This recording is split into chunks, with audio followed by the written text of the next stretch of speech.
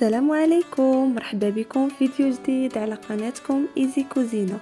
كنتمنى تكونوا بخير وعلى خير وانتم كتشوفوا هاد لا فيديو ضمن سلسله تحضيرات رمضان اللي بديناها بسلو، اللي كنتمنى تكونوا جربتوه وعجبكم. بالنسبه للناس اللي مازال ما شافت لا فيديو، غنخلي لكم الرابط في صندوق الوصف. الوصفه اللي غنحضر معكم اليوم هي عسل منزلي 100% اقتصادي ولذيذ بنكهات مغربيه اللي كنحتاجوه في تحضير معسلات رمضان من شباكيه وبريوات. فغنحتاجو فقط قالب السكر قياس 2 كيلو. يمكن لكم تستعملوا سكر سنيده ايضا بنفس القياس. غنحتاجو ايضا لتر واحد من الماء العادي من الصنبور، 4 لي طرونش من الحامض او ما يسمى بالليمون، كذلك اعواد قرفه، كميه قليله من القرنفل، واخيرا قطعه ثوب زيف حياتي. فمباشره كناخذ الكوكوط ديالنا وكنوضعوا فيها القالب السكر كما كتشوفوا، وكنبداو نضيفوا الماء بالتدريج حتى كيتشرب لينا القالب ديالنا كما كتشوفوا.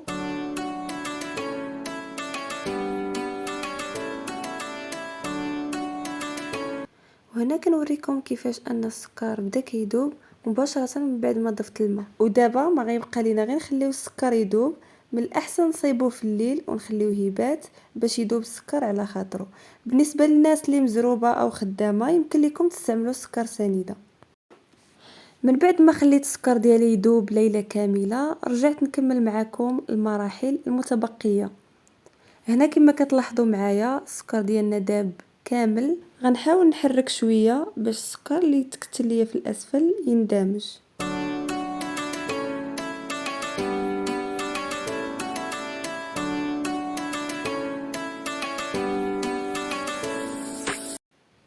صافي هنا غادي نضيف المكونات المتبقيه، لي طرونش ديال الحامض، غنضيف 2 اعواد قرفه، وغيبقى لينا المكون الاخير اللي هو القرنفل اللي غنديروه في كموسه وغنضيفوه على هذا الخليط. كما كتشوفوا معايا هنايا كناخذوا قطعه قماش زيف حياتي، كنوضع فيه ديك الملعقه ديال القرنفل وصافي كنعقدوا الكموسه ديالنا.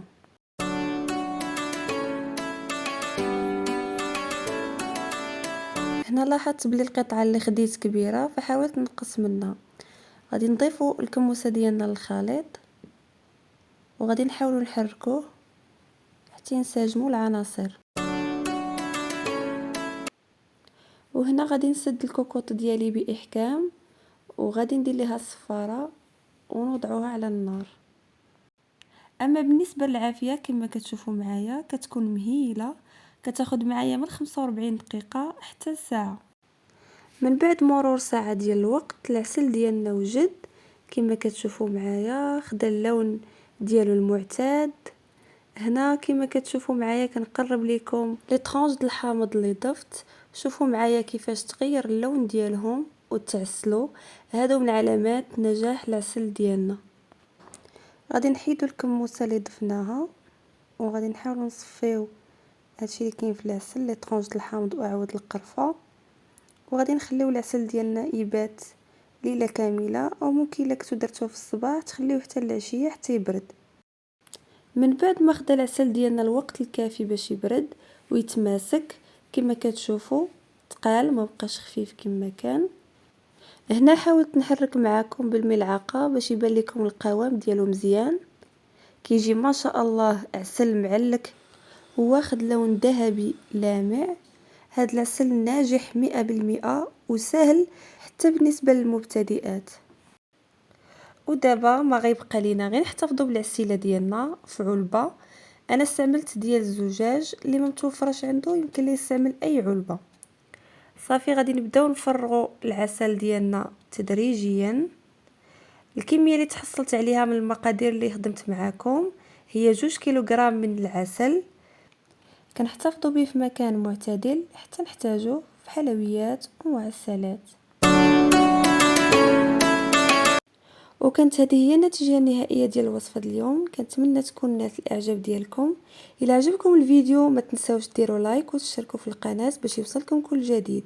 الى عندكم شي اقتراحات جديدة للفيديوهات المقبلة خلوها لي في لي كومونتير. نتلاقاو في فيديو جديد ان شاء الله. مع السلامة.